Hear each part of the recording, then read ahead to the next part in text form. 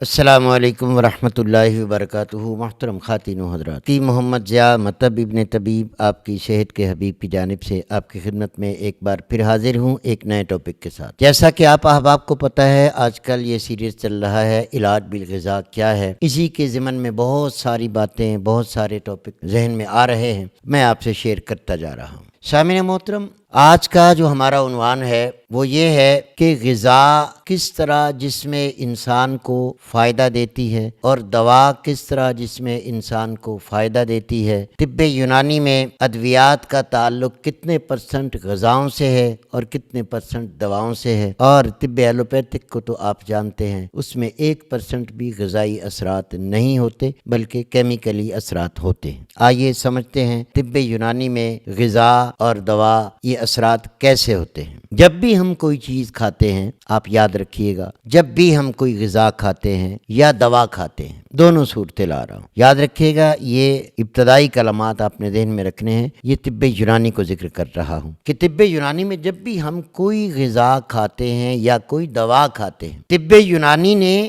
غذا اور دوا کے اندر بھی بہت بہترین تفریق کی ہے، بہت بہترین تفریق۔ سمجھیے، جو چیز ہم کھاتے ہیں وہ چونکہ ہمارے حلق اور منہ کے راستے سے ہی جسم میں داخل ہوتی ہے، ایک ہی راستہ ہے دوا کا بھی اور غذا کا بھی۔ جب ہم کوئی غذا کھاتے ہیں، اس غذا سے ہم نے یہ تجوید کرنا ہے، تحقیق کرنی ہے کہ یہ کتنے % غذا ہے اور کتنے % دوا ہے۔ تو سامعین محترم، اس کے اندر جو طب یونانی کی تحقیق ہے وہ یہ ہے کہ جب انسان کوئی غذا کھاتا ہے تو اس غذا کا تجزیہ کیا جاتا ہے کہ یہ 100% غذا ہے، تو اس کو غذائے مطلق کہا طب یونانی میں۔ یاد رکھیے گا، جو کھانا 100% غذا پر منحصر ہے، طب یونانی نے اسے غذائے مطلق کہا، یعنی یہ ٹوٹل غذا ہے، اور یہ جسم میں جب جائے گی تو جسم سے متاثر ہو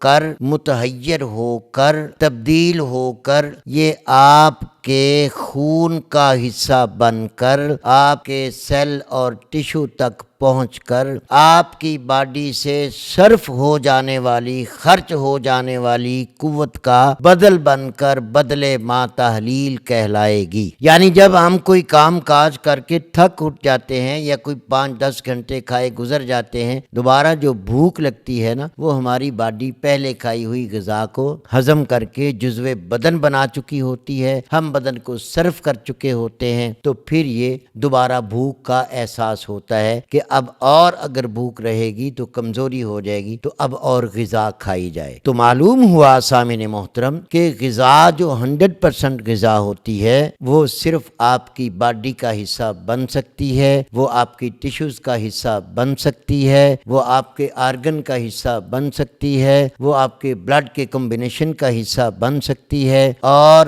دوسرا نمبر ہے دوائے مطلق کا۔ اب آپ یہاں یاد رکھیں، یہ طب یونانی کا ایک صحرا ہے جو میں آپ کو سنا رہا ہوں۔ طب یونانی کہتی ہے غذائے مطلق کے بعد دوسرا نمبر ہے دوائے مطلق کا۔ اب دوائے مطلق کیا ہے؟ جب اسے منہ میں ڈالا جائے، جب اسے جسم میں داخل کیا جائے، اور جب وہ جسم کے اندر جائے تو اس کی تاثیر کیسے ہوتی ہے کہ وہ جسم سے متاثر ہو کر اور بلڈ میں شامل ہو کر آپ کے بلڈ کی کیفیت کو بدل کر بغیر جزو بدن ہوئے آپ کے جسم سے خارج ہو جائے۔ کتنی بڑی بات ہے، سمجھ لیجئے، پھر سمجھیے۔ غذائے مطلق کا کام کیا تھا کہ جسم میں جا کر جزو بدن بن کر اعضاؤں کا، خون کا، ٹیشوز کا حصہ بنے۔ دوائے مطلق ہے کہ آپ کے جسم میں جا کر سردی، گرمی، تری، خشکی پیدا کر کے بلڈ کو وہ تاثیر دے کر، تاکہ بلڈ اگر ٹھنڈا کر گئی تو ٹھنڈے اعضاؤں کو اثر، بلڈ اگر گرم کر گئی تو گرم اعضاؤں کو اثر، بلڈ اگر تر کر گئی تو تر غذاؤں کو اثر، بلڈ اگر خشک کر گئی تو خشک غذاؤں کو اثر۔ یہ ہے غذا،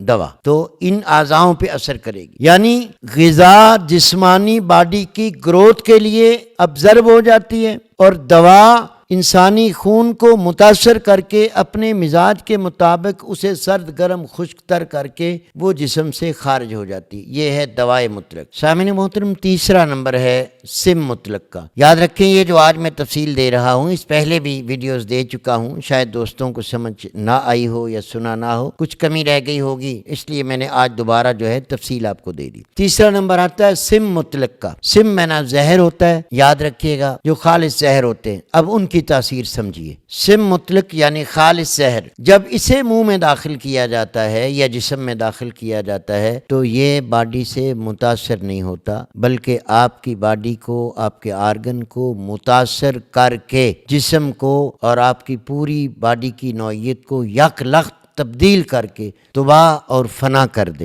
جیسا کہ آرسینک ہے، جیسا کہ ازراکی ہے، جیسا کہ بہت سارے ایسے انجیکشن، گولیاں، ٹافیاں ہیں جو غلط استعمال ہو جائیں تو کھڑے کھڑے بیٹھے بیٹھے بندہ مر جاتا ہے. یا وہ ایسی ادویات جو بہت زیادہ زہریلی ہوتی ہیں انجانے میں کسی کو کھلا دی جائیں تو وہ بندہ فنا ہو جاتا ہے. یہ ہے سم مطلق. اب آپ نے تینوں چیزیں سمجھنی ہیں. پھر دوبارہ رپیٹ کرتا ہوں، غذائے مطلق وہ ہے جو کھانے کے بعد آپ کے جسم میں ہضم ہونے کے بعد آپ کا خون، آپ کے ٹشو، آپ کی باڈی کے پارٹس بن جائیں، آپ کی قوتیں اور آپ کی مدافعہ قوت، امیونٹی فورس سب کچھ بن جائے، جسم قائم ہو جائے، بدلے میں تحلیل مل جائے. دوائے مطلق جسم میں جانے کے بعد اپنی کیفیت سے اثر کرے. یاد رکھیں، غذا اپنے مادے سے اثر کرتی ہے، دوا اپنی کیفیت سے اثر کرتی ہے، اور زہر جو اپنی تیزی سے جسم کو فنا کرتا ہے. یہ تینوں تفریقات آپ نے سمجھنی ہیں. جب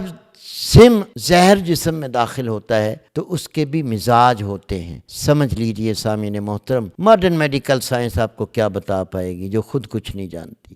جس بندے کو خشک زہر دیا جائے گا اس کی شریانیں پھٹ کر اس کو خون آ جائے گا. جس بندے کو گرم زہر دیا جائے گا اس کے جسم پر چھالے بن کر جیسے آگ سے جلا ہوتا ہے اس طرح کے نشان بن جائیں گے. جس بندے کو انتہائی تر زہر دیا جائے گا اس کا خون پتلا ہو کر، کھاری ہو کر، پانی بن کے، بی پی لو ہو کر، ٹھنڈے پسینے آ کر وہ مر جائے گا، اس کا ہارٹ فیل ہو جائے گا. بائنی ہی اسی طرح آپ یاد رکھیں، مجھے ذکر آ گیا، سانپوں کے زہر سے دوائیاں بن رہی ہیں نا آج کل. آپ نے دیکھا ہے سانپوں کے زہر نکال کر دوائیاں بن رہی ہیں. اب سانپ کے زہر بھی تین قسم کے ہیں. ایک سانپ کا وہ زہر ہوتا ہے جو جسم کو ڈس جائے تو جسم پہ آبلے بن کے جیسے آگ سے جلا ہوتا ہے، پانی کے بھر جاتے ہیں، وہ گرم مزاج ہوتا ہے کیونکہ آگ بھی گرم ہوتی ہے تو چھالے ڈالتی ہے. وہ بالکل اس طرح بندہ مرے گا. ایک سانپ ہوتا ہے جسم کو ڈس جائے تو جسم نیلا، پیلا، سیاہ، کالا ہو کر پھول کر بندہ بلاکیج ہو کر مرتا ہے، وہ خشک سرد ہوتا ہے. ایک سانپ ایسا ہوتا ہے جو انسان کو ڈس لے تو انسان کے خون کو پانی بنا دیتا ہے، وہ انتہائی ٹھنڈے پسینے آ کر ویسے ربڑ کی طرح بندہ ہو کے مر جاتا ہے.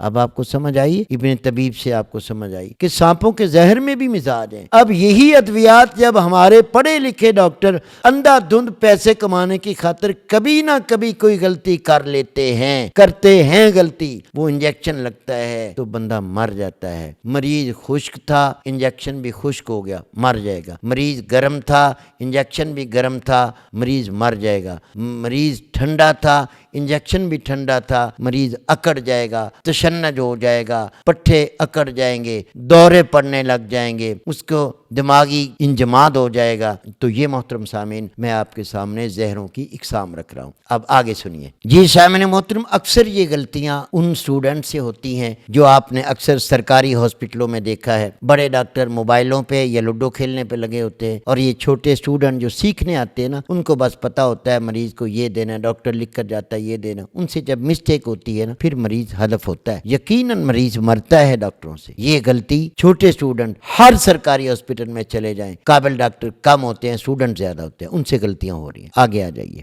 آپ نے اکثر دیکھا ہے ہمارے سرکاری ہاسپٹلوں میں چھوٹے چھوٹے جو لیڈی ڈاکٹر ہیں، آپ نے اکثر دیکھا ہوگا چھوٹے چھوٹے جو اسٹوڈنٹ بچے بچیاں پھر رہے ہیں اسپتالوں میں، ان کے افیئر بھی آپس میں چل رہے ہوتے ہیں، ان کے لو بھی آپس میں چل رہے ہوتے ہیں، ان کی محبتیں بھی پروان چڑھ رہی ہوتی ہیں. بلکہ کل ایک مریضہ نے مجھے آ کر بتایا کہ میں لاہور کا ایک معروف جو ہے ٹرسٹ ہاسپٹل ہے اور بہت ہی نیا جدید بنا ہے، اس میں وہ کہہ رہی ہے کہ میں کسی ایمرجنسی میں گئی تھی تو مجھے پین سے میری جان نکل رہی تھی اور وہ پیزا پارٹیاں کر رہے تھے لڑکے اور لڑکیاں۔ اب یہ دیکھیں ان پر ہماری ریاست توجہ کیوں نہیں دیتی کہ ڈاکٹرز کو جب وہ ہاسپٹل میں ڈیوٹی پر رہے اس کے موبائل لے لیے جائیں، صرف ایک پی ٹی سیل موبائل ہو جو وارڈ میں ہو، جس کسی کو بھی ایمرجنسی ضرورت ہے وہ اس پہ بات کرے۔ لیکن جب یہ موبائلز پر گیمز، موبائل پر یوٹیوب، فیس بک، انسٹاگرام چلاتے رہیں گے، آپ یقین جانیں آپ کے مریضوں کی حفاظت نہیں کر پائیں گے۔ تو یہ میرے بھائی جب تک ہماری ریاست اس چیز کا خیال نہیں کرے گی۔ جی سامعین محترم، بعض دفعہ آپ نے دیکھا ہوگا کہ مردوں کو یہ اندر نہیں جانے دیتے اور آپس میں یہ مرد عورت دونوں کھڑے پیار کی کہانیاں سنا رہے ہوتے ہیں۔ آپ یقین جانیں میرے پاس واقعات تو بہت ہیں، آنکھوں دیکھے ہیں، میں ذکر نہیں کرتا، شاید خود ان کو شرم آ جائے۔ اصل میں ان کو یہ چیزیں یونیورسٹی سے ملتی ہیں، یہ یونیورسٹی کے اندر کوئی اسلامی تعلیم نہیں ہوتی، یہ ننگے ڈانس ہو رہے ہوتے ہیں، یہ ننگا کام کر رہے ہوتے ہیں۔ اب ان ڈاکٹروں کو جن کی تربیت یہ کی جاتی ہے وہ کیسے سوچیں گے کہ یہ مرنے والا کون ہے، یہ انسان ہے، جانور ہے؟ انہوں نے اپنی ڈیوٹی کرنی، اپنا کھیل تماشا کر کے چلے جاتے ہیں۔ ان ینگ ڈاکٹرز پر یہ میری بہت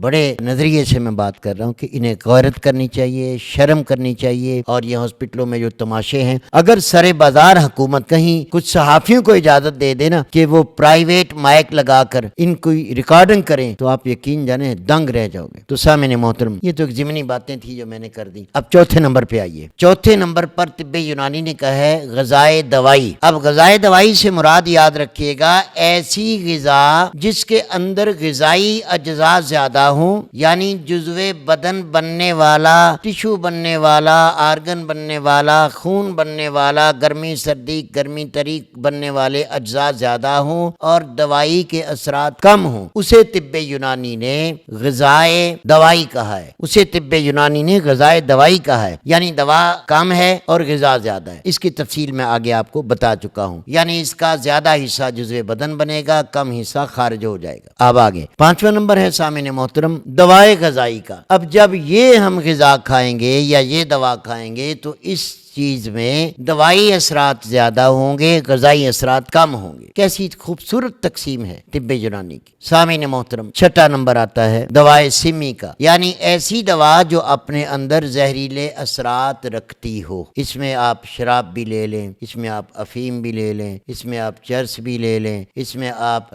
کچلا بھی لے سکتے ہیں، اس میں آپ آرسینک لے سکتے ہیں، اس میں آپ جتنے بھی یہ نشیلی ادویات دیتے ہیں یہ سمی اثرات والی ہوتی ہیں۔ آپ نے کبھی دیکھا نہیں کہ انیستھیزیا زیادہ دینے سے بھی مریض مر جاتا ہے، انیستھیزیا کم دینے سے مریض کو تکلیف ہوتی ہے؟ تو اس پر یعنی پراپر ایک چیک اپ ہوتا ہے کہ کب یہ کرنا چاہیے۔ کھانے والی دوائیوں میں بھی نیند کی گولیاں زیادہ کھانے سے بندہ کیوں مرتا ہے؟ ہوتی تو نیند کی ہیں، زیادہ گئی ڈوز زہر بن گئی، اب اعتدال پہ رہی تو زہر بھی تریاک بن جاتا ہے۔ تو سامعین محترم یہ طب یونانی کا غذائی حصے کا وہ جز میں نے آپ احباب کے سامنے رکھے ہیں کہ جس میں طب یونانی تعلیم کے ساتھ، تہذیب کے ساتھ، تمدن کے ساتھ یہ خیال کرتی ہے کہ یہ دوا لونگ میں غذائی اثرات کتنے ہیں، دوائی اثرات کتنے ہیں، سلاجیت میں دوائی اثرات کتنے ہیں، غذائی اثرات کتنے ہیں، فولاد میں غذائی اثرات کتنے ہیں، دوائی اثرات کتنے ہیں، آلو میں کیا اثرات ہیں، اب بھنڈی میں کیا اثرات ہیں، یہ طب یونانی جانتی ہے۔ یہ ناچ گانا کرنے والے ڈاکٹر نہیں جان سکتے، کبھی بھی ان کو نہیں پڑھایا جاتا۔ اس لیے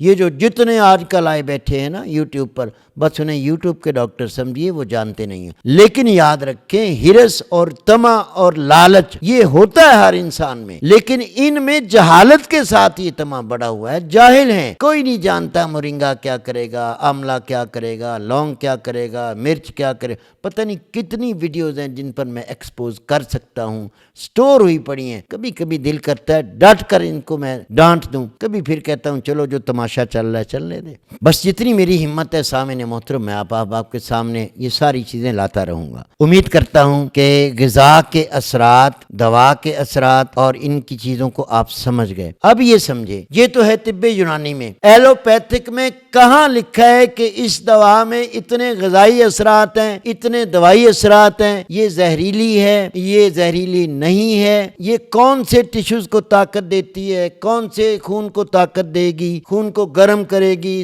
نہیں ہے۔ اس لیے اس جہالت کو دور کرنا ہے اور طب یونانی کے پرچم کو اٹھانا ہے۔ میں اپنے حکماء دوستوں سے بھی کہوں گا، یارو محنت کر لو، مشقت کر لو، کچھ پڑھ لو، پھر مقابلہ کرو، دنیا تمہارے قدموں کے نیچے ہوگی۔ یہ جو فارماسیوٹیکل کمپنیوں کے بلبوتوں پہ ڈاکٹر بیٹھے ہیں نا، آپ ان کو چھوڑیں، ان کا حشر آپ قیامت میں دیکھنا۔ یہ موت تو یوں آئی، یوں چٹکی لگنی ہے، یہ بلڈنگیں، یہ ٹاور، یہ پاور سب ختم، اللہ اڑا دے گا۔ لیکن اگر آپ کے اندر ایمان ہوا، آپ کے اندر مریض کی محبت ہوئی، پیسے تو سبھی لیتے ہیں یار، میں بھی پیسے لیتا ہوں، آپ بھی لیتے ہیں، لیکن آپ سوچیں کہ مریض کو میں دے کیا رہا ہوں، اس سے اس کا نقصان کتنا ہو سکتا ہے، نفع کتنا ہو سکتا ہے، اور یہ جو بنی بنائی دوائیاں آپ منگواتے ہیں نا، ان سے آپ گریز کریں۔ انشاءاللہ ابن طبیب بھی میں اعلان کر رہا ہوں، ایسی تیاری کر رہا ہوں آپ احباب کے لیے جس میں مریض کا مزاج بھی لکھا جائے گا، مریض کی علامات بھی لکھی جائیں گی، مریض کی عمر کے لحاظ سے دوا کی مقدار بھی لکھی جائے گی، کس موسم میں کھانی ہے، کب کھانی ہے، کتنی کھانی ہے، مریض نے اس کے ساتھ پرہیز کیا کرنا ہے، وہ ڈائٹ پلان بھی۔